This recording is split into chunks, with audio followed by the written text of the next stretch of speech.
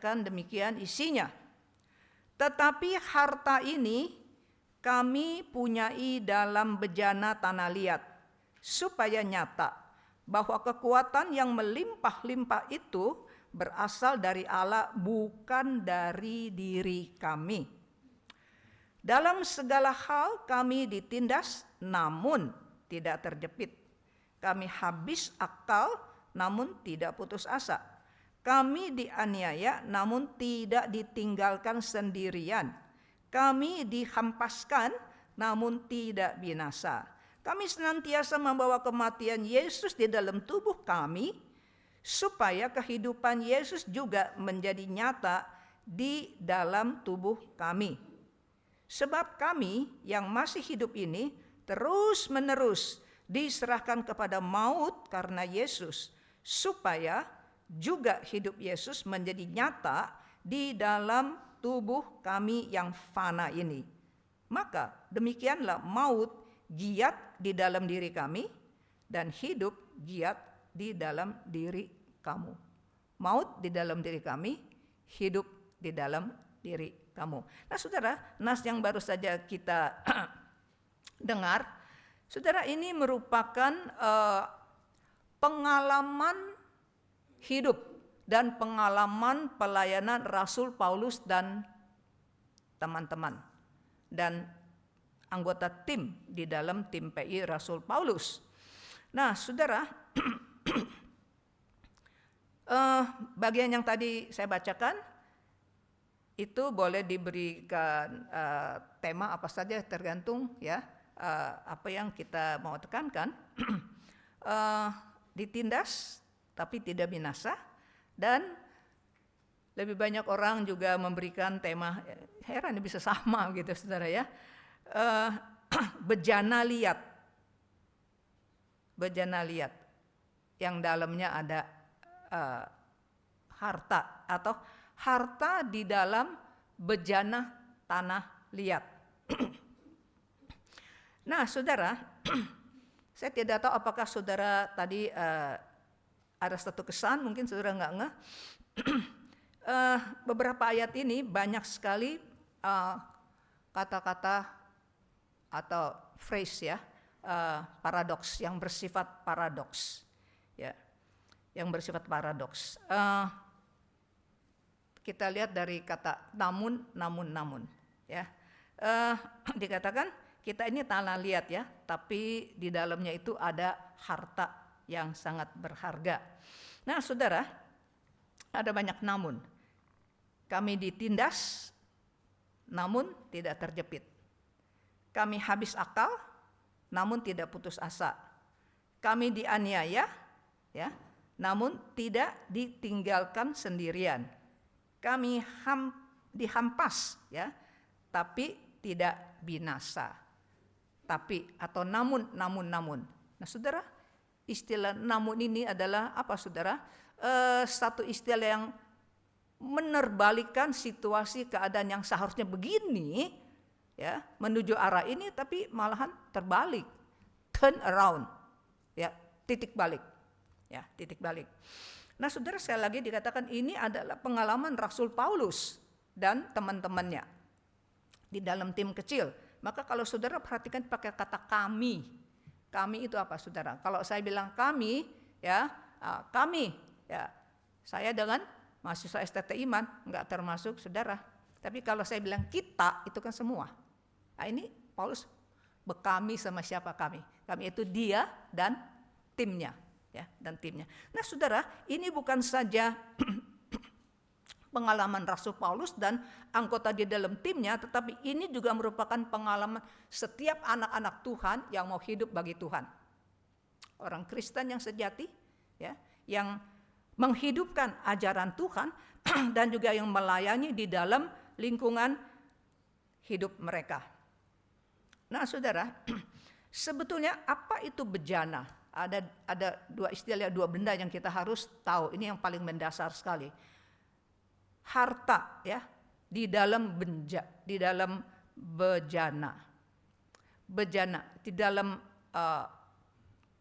di dalam ini ya, di dalam bejana tanah liat. Nah saudara, bejana tanah liat adalah, saudara dan saya adalah kita manusia. Dari tanah. Apa saudara? Enggak ada kekuatan, rentan. Ya, tanah liat, lalu dibikin suatu bejana. Gampang pecah, rentan. Ya, saudara. Hina dari tanah. Bukan dari emas, bukan dari perak.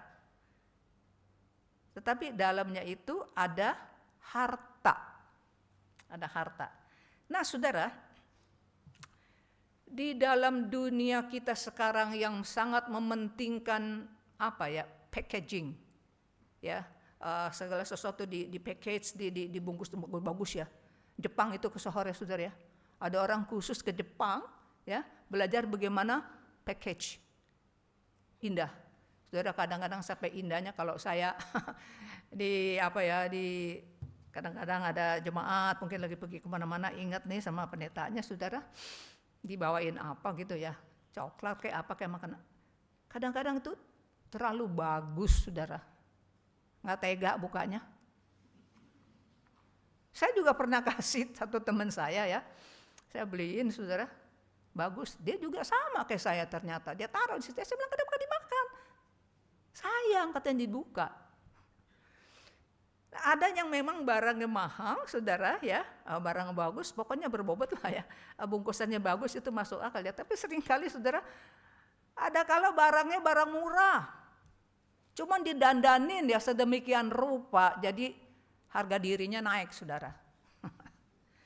Nah saudara, jadi di zaman sekarang ini kalau kita bilang ada harta di dalam bejana tanah liat, saudara, kayaknya ini nggak masuk akal. Kayaknya itu nggak bisa kebayang. Bagaimana ya taruh barang yang berharga bukan di safety box, bukan di lemari besi apa kayak gitu, kok taruh di tanah liat? Yang kalau nggak hati-hati bisa pecah begitu. Nah saudara, kita perlu tahu sedikit nih saudara tentang latar belakang sejarah zaman Paulus ya. Nah saudara, pada waktu itu saudara, orang-orang di Timur Tengah saudara, seringkali mereka menempah emas di dalam itu bejana tanah liat.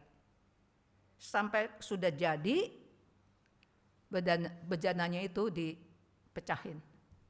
Seperti itu saudara. Ya, jadi jangan pikir oh ini enggak logis nih, enggak masuk akal. Keadaannya demikian. Dan lagi juga saudara, pada waktu zaman dulu itu orang-orang Timur Tengah yang kaya itu saudara ya. Karena keamanan kurang begitu baik, pada waktu itu enggak seperti sekarang saudara. Jadi mereka tidak jarang seringkali menaruh barang-barang yang berharga itu di bejana tanah liat, kemudian digali di tanah, dipendam seperti itu. Jadi bukan hanya di Timur Tengah, di China kuno juga demikian. Kadang-kala ditaruh di vase bunga, ya, taunya di dalamnya ada surat dokumen yang penting, surat tanah apa di itu saudara, di situ. Nah, jadi saudara demikianlah, maka Rasul Paulus memakai hal yang terjadi di dalam kehidupan mereka, di dalam zaman mereka itu ya, memakai diumpamakan tanah liat, bejana yang dibuat dari tanah liat itu diumpamakan melambangkan kita ini manusia. Ya, Tuhan membuat kita dari apa sih saudara? Dari tanah. Adam dan Hawa. Ya, hina. Tidak ada apa-apanya. Dan harta yang di dalam bejana itu melambangkan, mengumpamakan Tuhan Yesus Kristus. Nah, saudara, jadi bukan semua bejana ya, tapi bejana yang di dalamnya ada harta. Ya, bejana yang di dalamnya ada harta itu bisa memainkan peranan yang luar biasa. Manusia yang di dalamnya ada roh Tuhan, ada roh kudus, saudara, memainkan peranan yang luar biasa. Yang pertama, bisa mengalahkan ya, bisa mengalahkan bermacam-macam kesulitan, menghadapi tantangan-tantangan yang berat, bahkan tantangan-tantangan kalau dilihat dari secara manusia itu di luar kemampuan manusia, tapi bisa dihadapi. Saudara, sebetulnya kalau kita perhatikan nih, kita baca Kisah Para Rasul, masih saya dengar baik-baik, lagi ambil Kisah Para Rasul nih, tingkat 2. Saudara, banyak gereja-gereja ya, gereja-gereja yang di dalam Alkitab ini saudara, itu dibangun, didirikan bukan di dalam keadaan yang fine-fine saja. Gereja-gereja misalnya gereja Filipi, Tesalonika, gereja Galatia, saudara, itu dibangun di dalam keadaan yang tidak baik. Di dalam penganiayaan. Maka Rasul Paulus bilang, kematian di dalam kami supaya kehidupan ada di dalam kamu. Seperti itu saudara. Di dalam mission trip Paulus yang pertama, saudara, dia dan tim kecil ya, tim kecilnya pergi ke Ikonium, pergi ke Listra, pergi ke Antioquia, beberapa kota-kota itu saudara. Apa yang dialami? Saudara, di Listra, orang-orang Yahudi yang tidak menerima Tuhan Yesus, yang masih memegang erat akan hukum Musa itu saudara, mereka menghasut ya, menghasut masa paling gampang dihasut. Ya, kalau saudara berani ini di jalanan rame-rame, oh ganyang orang atau ikut ganyang. Itu yang terjadi di kota Efesus, saudara. Wah, ganyang. Akhirnya Paulus diserbu. Lalu kemudian sekretaris di kota Efesus itu tanya, what happened? Ada apa nih? Kenapa nih? Rame-rame begini ribut, ganyang-ganyang, memukul-mukul. Ditanya, kebanyakan orang enggak tahu. Ya orang rame, ya kita juga ikut rame. Orang buang lempar batu, ya ikut aja begitu, saudara. Ya itulah yang dilakukan oleh orang-orang Yahudi yang tidak menerima Injil yang Paulus katakan. Jadi sehingga orang-orang banyak itu ambil batu merajam Rasul Paulus. Sampai-sampai mereka kira dia udah mati. Kemudian diseret keluar kota. Besokannya saudara dia dibangun lagi. Dia nggak mati, dia bangun lagi, dia menginjil lagi. Saudara, kalau saya lihat penginjilan Rasul Paulus tuh saudara ya, dia seperti itu. Kayak itu anak-anakan tuh saudara. Waktu saya masih kecil tuh ada anak-anakan yang bulat ya, ini bulat kecil, bawahnya bulat gede, tengahnya itu di bawah itu ada besi berat. Ya. Jadi anak-anak kalau kita giniin, dia bangun lagi, giniin, bangun lagi. Itu namanya anak-anakan putawong. Tidak tahu itu tumbang. Ya, putawong. Jadi anak-anakan yang enggak tumbang. Yuk bagaimana balikin? Ya, dia berdiri karena atasnya ringan, bawahnya itu berat. Jadi saya lihat ya, penginjilan Rasul Paulus, Paulus dan teman-temannya DKK itu saudara ya, itu kayak anak-anakan putawong tuh. Ya, kok enggak jatuh-jatuh? Udah digebukin setengah mati, orang udah kira mati, udah diseret keluar, nggak kapok-kapok gitu loh saudara. Kenapa ya bisa begitu? Kenapa? Itu kan plastik saudara, plastik gitu loh. Waktu itu plastik itu mainan dari Jepang mahal. Saudara, dulu belum ada toko mainan Hoya ya. Hoya kan tukang jual mainan itu saudara. Karena apa saudara? Karena di dalam itu ada besi yang berat itu. Ya, bagaimanapun ini dia tetap mantap itu saudara. Nah, saudara, di dalam pasal 16 di dalam Kisah Para Rasul, waktu Paulus ke Filipi, mau tahu gereja Filipi bagaimana dibangun saudara? Pertama dia ke situ, gereja Filipi tidak ada sinagog, tidak ada rumah sembahyang, tidak ada rumah ibadah orang Yahudi. Kenapa? Karena sinagog itu baru bisa didirikan kalau ada 10 kakak.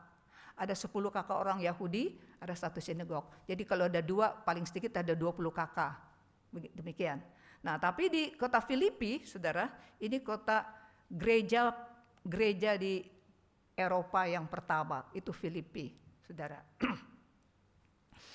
Nah, jadi saudara, waktu itu Paulus pergi ke di tepi sungai itu ada sekelompok kecil, ya ibu-ibu lagi berdoa, lagi beribadah. Ya, kemudian Rasul Paulus di situ dia membawakan firman Tuhan, dia berkenalan dengan seorang yang bernama Lydia. Ya, ini wanita zaman dulu juga udah ada wanita bisnis loh, saudara ya. Dia orang kaya, saudara. Dia jual kain ungu. Itu pakaian untuk raja, untuk bangsawan. Ya. Jadi akhirnya dia memenangkan itu Lydia dan sekeluarganya ya menerima Paulus, dia terima Tuhan, dia terima Tuhan Yesus ya. Dibaptis.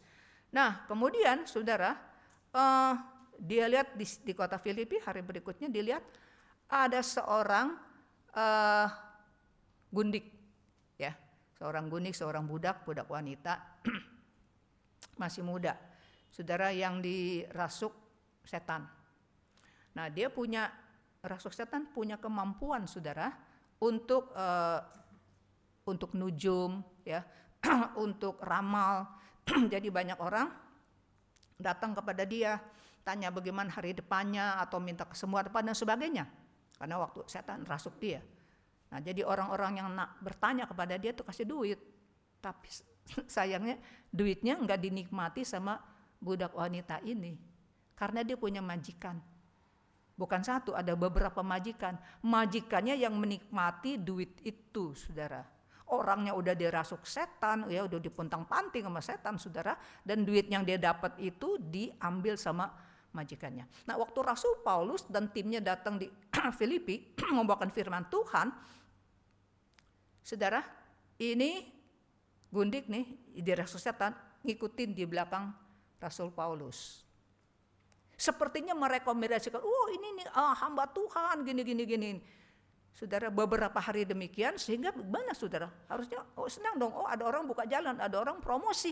Tetapi itu mengganggu orang mau mendengar firman ya, sehingga Paulus pakai kuasa otoritas rohani yang Tuhan berikan kepada dia mengusir setan keluar dari situ. Puji Tuhan, haleluya ya. Ini budak saudara yang hidupnya begitu malang dibebaskan, tidak lagi dikuasai oleh iblis, tetapi dia sudah tidak mampu lagi, udah nggak bisa beramal, ya kan, nggak bisa nujum, nggak bisa tanda petik cari duit. Nah, saudara pikir majikan-majikannya itu sudi nggak? Nggak sudi, menghasutlah orang-orang. Lalu Paulus saudara dan Silas saudara ditembukin batu, diaduin ke pemerintah setempat dan dia dipenjarakan, digebukin babak belur, masuk penjara, saudara. Jadi masuk penjara ada tukang jaga ya, yang penjara itu, saudara. Di dalam penjara apa yang dilakukan oleh Rasul Paulus, saudara? Dia bernyanyi malam-malam sampai tengah malam, dia berdoa bernyanyi, nggak ada orang kayak gitu, saudara. Sehingga tahanan-tahanan yang lain juga rasa heran. Biasa kalau yang masuk ke situ pasti nangis, marah-marah, bahkan mengutuk orang, ya dia nggak lihat dia salah, dia lihat orang yang salah dan sebagainya. Tapi ini dua orang, Paulus sama Silas, kok bisa sukacita, bisa nyanyi dan malam-malam, saudara. Jadi ini tahanan-tahanannya juga dengerin. Nyanyi apa sih, saudara? Dengerin. Saudara, waktu demikian tengah malam terjadi gempa. Gempa terjadi itu, saudara, kalau di dalam penjara itu saudara diikat, kaki dipasung, tangan juga diborgol, saudara, seperti itu. Copot semua dan pintu-pintu penjara terbuka semua. Saudara, kan goncangan itu, saudara. Lalu itu yang tukang jaga penjara cepat-cepat keluar, dia lihat pintu terbuka, saudara. Dia suruh orang ambil suluh ya, suluh, bukan lampu, suluh. Lihat gitu, wah pintu terbuka semua. Waduh, kiamat, saudara, kiamat dia. Kalau zaman dulu, yuk jaga ya, kalau ada satu orang aja yang lari kabur, nyawa ganti nyawa. Dia langsung menghunus pedang, dia mau bunuh diri, saudara. Paulus bilang, jangan melukai ya, kita di sini loh. Nah, saudara, itu adalah kesempatan yang baik ya, saudara, buat lari. Tapi Paulus nggak lari, saudara. Dan herannya juga, itu tahanan-tahanannya juga pada nggak lari. Kenapa, saudara? Terpengaruh sama Paulus, saudara. Seperti itu, di dalam keadaan yang susah, sakit, menderita, saudara, Tuhan buka jalan bagi dia. Dia bisa menghadapi semua itu dan akhirnya singkat kata, saudara, nanti sebentar saya akan lanjutkan lagi ya. Dan akhirnya bagaimana, saudara? Paulus memenangkan sekeluarga daripada penjaga, penanggung jawab penjara itu. Lydia perempuan yang malang itu penjaga penjara. Saudara, demikianlah gereja Filipi berdiri. Paulus di penjara, ya saudara. Jadi jemaat-jemaat orang-orang yang percaya Tuhan Yesus dilepaskan dari kuasa dosa. Kenapa saudara? Apa hebatnya saudara? Karena di dalam bejana tanah liat, di dalam diri Rasul Paulus ada Kristus yang sudah mati dan bangkit dan memberikan pengharapan kepada manusia. Saudara, itu yang pertama. Yang kedua, saudara, orang bejana yang di dalamnya ada harta, saudara, bisa menjadi berkat buat banyak orang. Nah saudara, waktu penanggung jawab penjara itu saudara, waktu dia mau bunuh diri, ternyata Paulus ada di situ, Silas ada di situ, tahanan-tahanan yang lain juga ada di situ, saudara. Apa dia nggak syok? Saudara harus tahu ya, tadi saya katakan, satu orang aja lari, ngabur, kamu harus ganti nyawa. Ini seharusnya saudara, nggak zaman sekarang, nggak zaman dulu. Orang ini di dalam pun ada yang korek-korek tembok, ya, jendela apa, mau minta keluar. Ini udah pintu terbuka, saudara, nggak keluar. Nggak ada urusan demikian, saudara. Tapi Rasul Paulus tidak lari. Kenapa saudara? Rasul Paulus tahu kalau dia ngabur, dia pergi, Silas pergi, dan semua tahanan juga ikut pergi, saudara, matilah ini. Mati. Yang tukang jaga penjara itu, penanggung jawab saudara. Di dunia nggak ada urusan yang demikian. Tapi itu terjadi dan dilihat, dialami oleh penanggung jawab penjara. Saudara, sehingga dia menjadi takut saudara.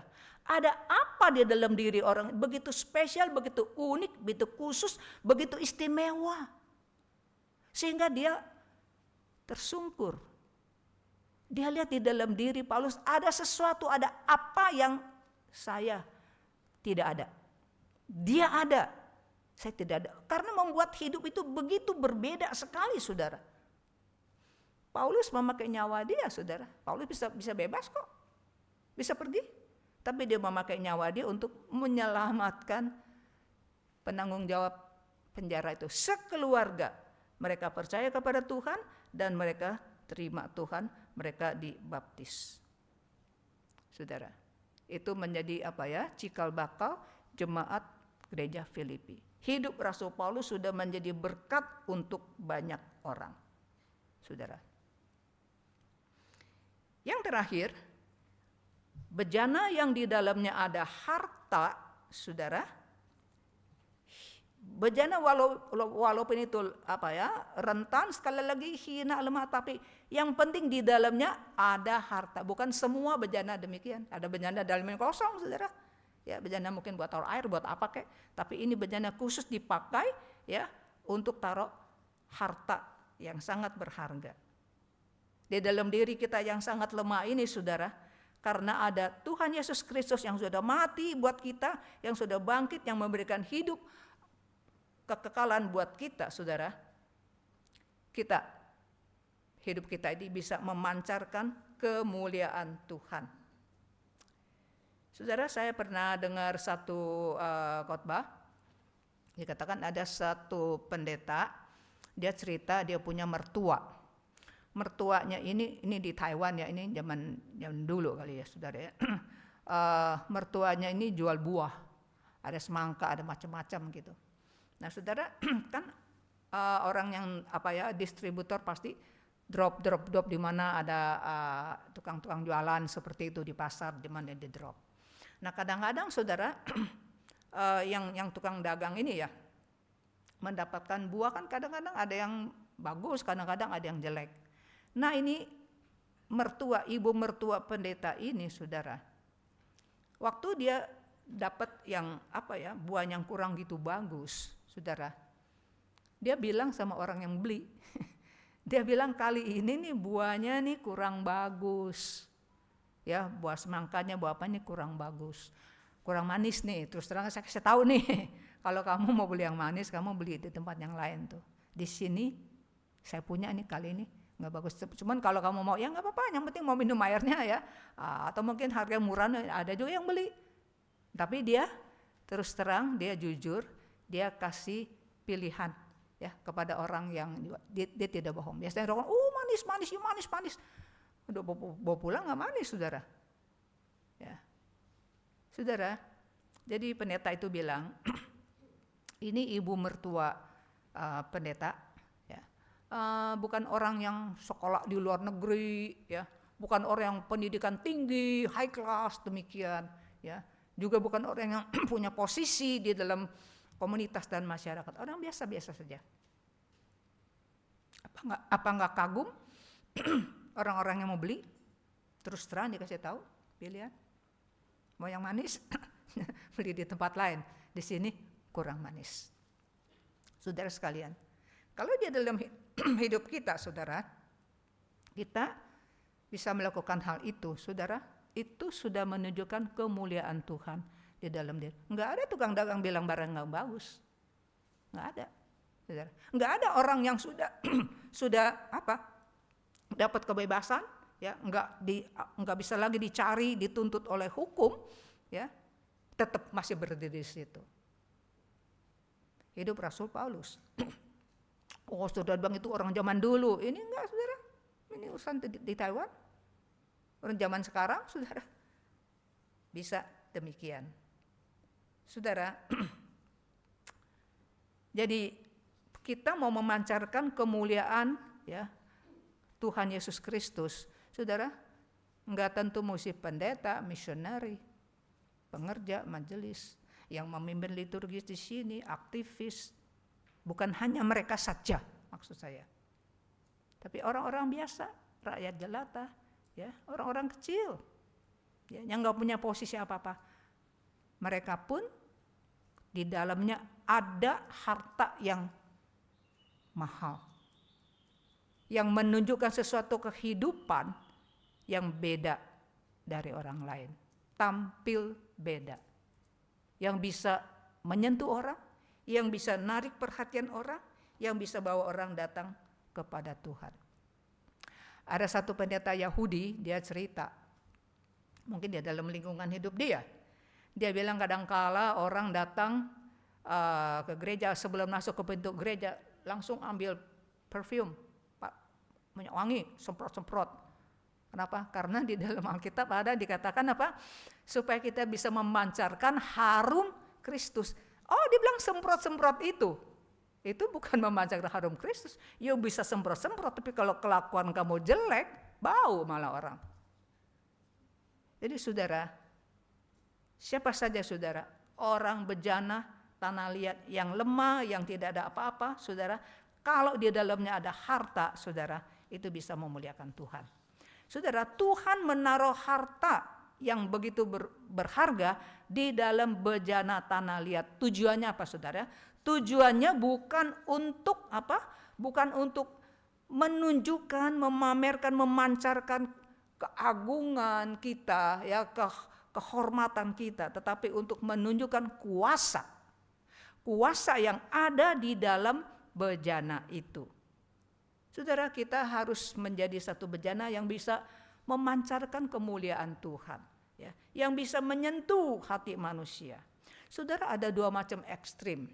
Satu macam ekstrim, ada bejana, ada manusia yang merasanya gue hebat banget begitu. Oh, saya lain daripada yang lain. Ya, saya levelnya lebih tinggi lah daripada orang. Itu enggak tahu diri.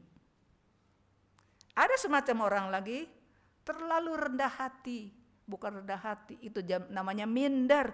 Saya siapa? I'm nobody. Saya bukan siapa-siapa, ya.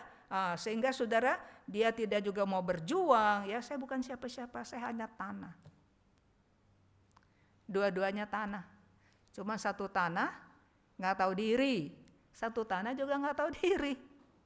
Satu nggak tahu dirinya, dia sombong, ya, nggak tahu diri di dalam hal kesombongan. Wah, lebih tinggi. Dia lupa dia itu siapa. Satu lagi juga nggak tahu diri. Kenapa nggak tahu diri? Di dalam kamu itu ada harta. Di dalam kamu itu ada Tuhan Yesus yang sudah mati dan bangkit dan memberikan pengharapan kehidupan kepada manusia. Bukankah kamu sudah dapat hidup yang kekal. Kenapa kamu begitu minder? Kenapa kamu begitu berani? Ingat, yang berkuasa itu bukan kamu, Kristus. Biar Kristus yang melakukan sesuatu. Berapa banyak hal-hal saudara di dalam pengalaman Rasul Paulus, di dalam pengalaman saudara, di dalam pengalaman saya saudara. Mengalami sesuatu yang impossible. Jadi possible. Sepertinya, kata Rasul Paulus, sepertinya apa? Sudah kehilangan akal. Tetapi ternyata ada akal. Saudara, waktu Paulus mau naik banding ke kota Roma, saudara, dia naik kapal air, saudara, terjadi apa? Angin taufan, saudara. Alkitab berkata sudah berhari-hari matahari dan bintang tidak muncul-muncul, saudara. Mereka buangin semua ya gandum-gandum makanan-makanan yang di kapal itu supaya itu lebih ringan. Udah dibuangin gitu masih goncang semua. Alkitab berkata mereka sudah putus harapan. Namun turn around.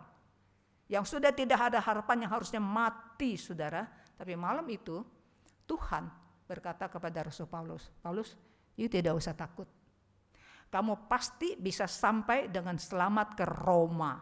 Dan 273 orang yang di dalam kapal itu bukan semua narapidana ya. Ada sebagian penumpang, ada sebagian tahanan-tahanan juga seperti itu. Tuhan bilang 270-an orang itu juga saya serahkan kepada kamu. Dan kamu pasti akan sampai ke Roma. Sudah tidak ada akal sepertinya. Ya, kehabisan akal. Namun situasi kondisi pada malam itu juga turn around.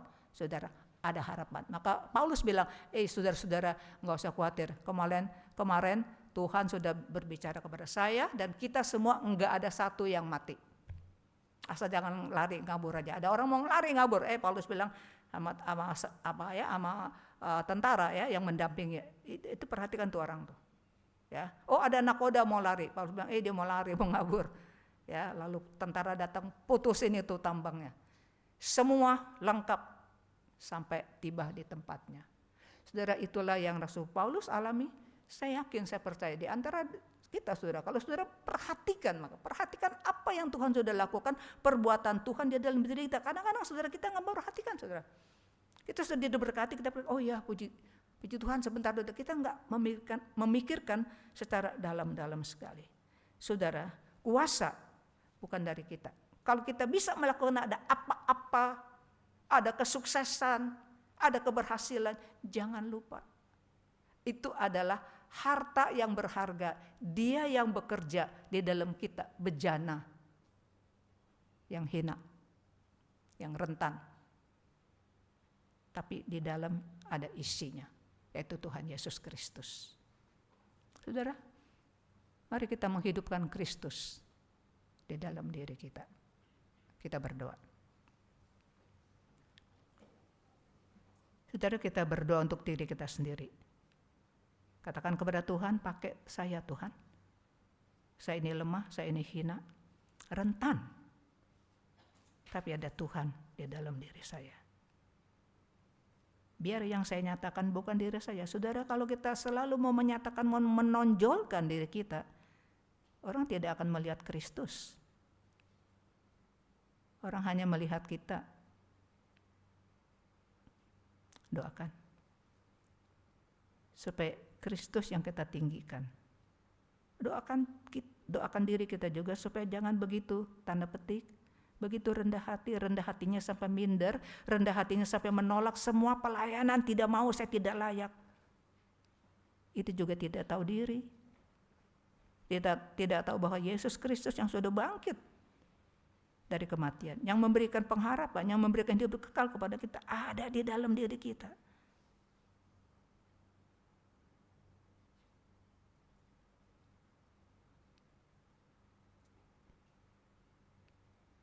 Bapa Surgawi, itulah doa daripada anak-anak-Mu. Mampukan kami semua agar kami menjadi bejana yang bisa menghadapi semua tantangan, bejana yang bisa menunjukkan kemuliaan Tuhan, bejana yang menjadi berkat untuk banyak orang. Kematian ada pada kami supaya orang lain mereka mendapat kehidupan Tuhan. Dalam nama Tuhan Yesus kami berdoa.